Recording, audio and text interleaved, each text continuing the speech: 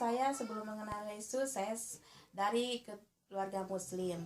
Keluarga saya tetap Muslim. Sampai sekolah pun saya sekolah Muslim. Saya besar di Jakarta. Ibu bapak saya orang Kristen.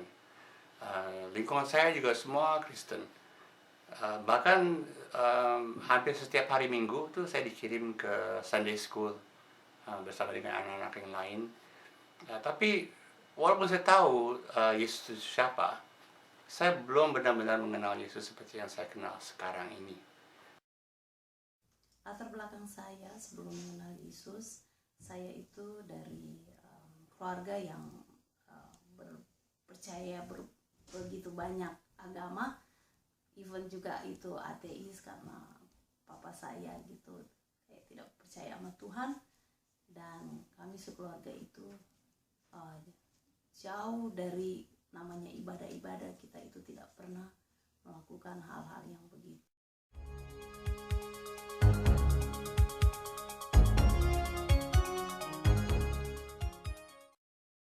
Saya mengenal Yesus itu tahun 2001. Waktu itu saya tinggal bersama satu keluarga orang Kristen di Tante Rike, dan pertama-pertama saya dibawa kedua anaknya sama Eva sama Audi. Mereka suka ngikutin ibadah pemuda. Waktu itu saya sering diajak, tapi pertama-pertama saya nggak mau. Tapi lama-lama ya saya iseng-iseng. Pertamanya saya ikut-ikutan aja ibadah pemuda gitu. Tapi lama-kelamaan saya juga merasakan gitu ya, mungkin itu lewat firman Tuhan, dan kebetulan juga suatu malam di depan saya ada Alkitab yang selalu di meja, selalu Audi taruh di situ Alkitab. Tapi suatu malam ada kerinduan, saya ingin membaca Alkitab.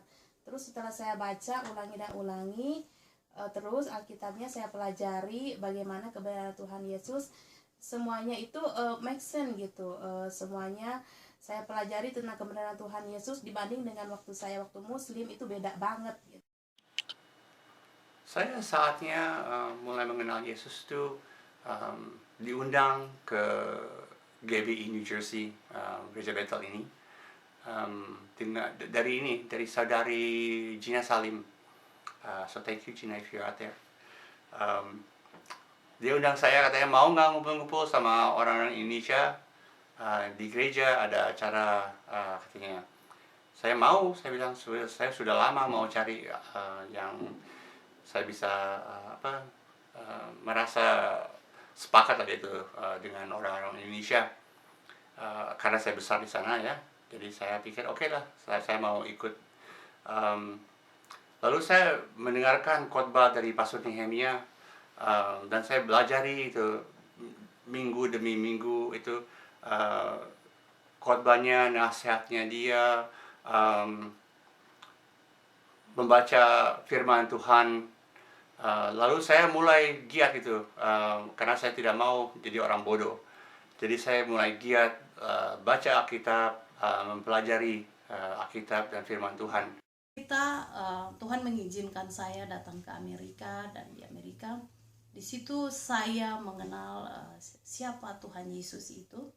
Waktu itu bukan suatu kebetulan, teman saya ngajakin, waktu itu saya ingat tahun 1999, di mana teman saya undang saya itu Desember tanggal 16 untuk menghadiri anniversary-nya dia. Saya sebenarnya malas mau pergi, tetapi karena nggak enak sama teman, jadi saya datang ke acara situ, dan di situ saya bertemu dengan Pak Nimia dan Bu Juli.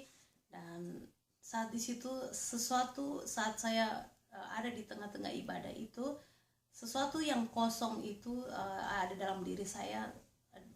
Saya mendapatkan sesuatu yang tidak pernah saya rasakan gitu. Nah, di situ saya jatuh cinta kepada Tuhan Yesus.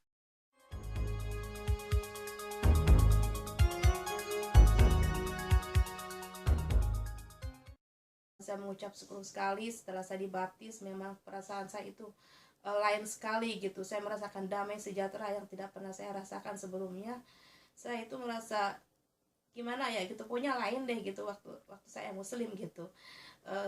saya percaya itu semua karena Roh Kudus gitu ya.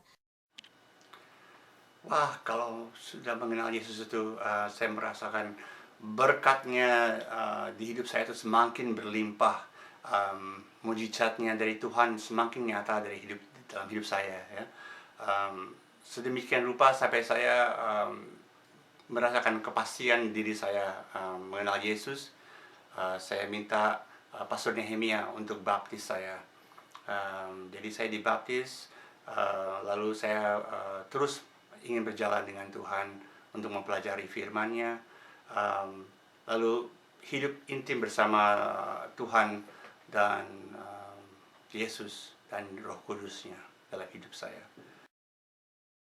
Hidup saya setelah mengenal Yesus itu jauh sekali berbeda dengan dibandingkan dengan saya belum kenal Yesus. Sesuatu yang berharga saya dapatkan. Ternyata setelah saya mengenal Yesus, saya sadar Tuhan itu begitu sayang kepada saya yang hilang. Dia dapatkan saya kembali.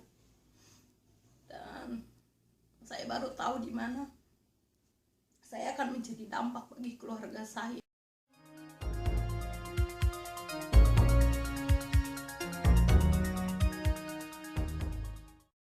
Saya tertanam sekali, saya bertumbuh di gereja ini, saya mengikuti kegiatan-kegiatannya. Saya juga sebagai singer di gereja Bethel ini, dan pokoknya saya merasakan diberkati sekali dengan di gereja ini.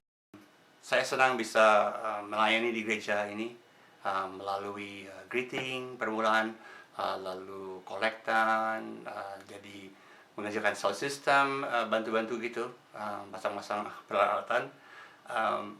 Akhirnya saya diberikan kesempatan juga untuk menjadi interpreter, dan semakin saya tertanam dalam gereja, saya semakin dipercayakan menjadi ketua, salah satu ketua hari ulang tahun gereja yang tahun lalu.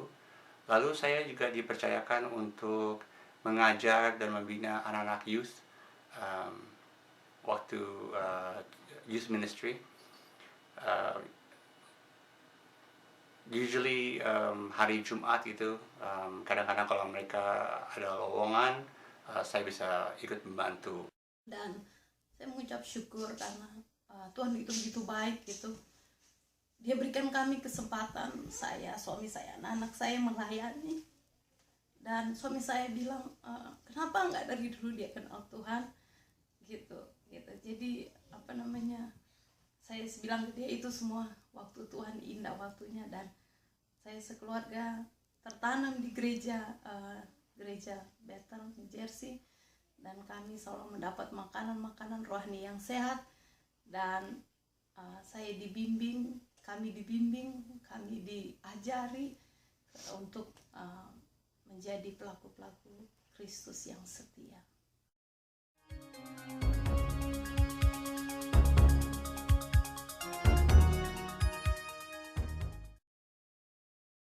Kesan saya di gereja Bethel ini, saya sangat diberkati. Juga saya berterima kasih kepada Pak Nehemia, Ibu Judi sebagai orang tua rohani saya, juga kepada saudara-saudara seiman di dalam gereja. Saya sangat selalu diberi kekuatan juga untuk kalau ada masalah apapun lewat doa-doanya. Saya berterima kasih sekali juga kepada saudara-saudara, dan pesan saya, biarlah lewat gereja Bethel ini kita tetap terus bertumbuh, bersatu di dalam Tuhan. Amin. Selama saya di sini, saya bertumbuh banyak sekali. Jadi pesan saya untuk gereja kami adalah tetap menjadi sumber dan pokok membina orang-orang Kristen bisa bertumbuh dan berkembang dalam kepercayaan Kristennya, dan bisa mendalami lagi mengenal Yesus dan memuliakan namanya. God is good all the time. Pesan saya untuk gereja GB New Jersey, saya bangga mempunyai orang tua rohani yang selalu semangat, tidak pernah lelah Pak Nimia dan Bu Juli. Tuhan memberkati, dan biarlah tetap mengembang ke kiri dan ke kanan untuk kemuliaan nama Tuhan. Dan untuk teman-teman dalam gereja, biarlah api rohmu menyala-nyala, layani Tuhan, semangat, tetap rendah hati, kerjakan segala sesuatunya untuk Tuhan, tidak boleh bersungut-sungut, lakukan yang baik untuk kemuliaan nama Tuhan. Pada saatnya engkau akan memetik hasilnya. Tuhan memberkati semua, dan God bless you. I love you. Bye.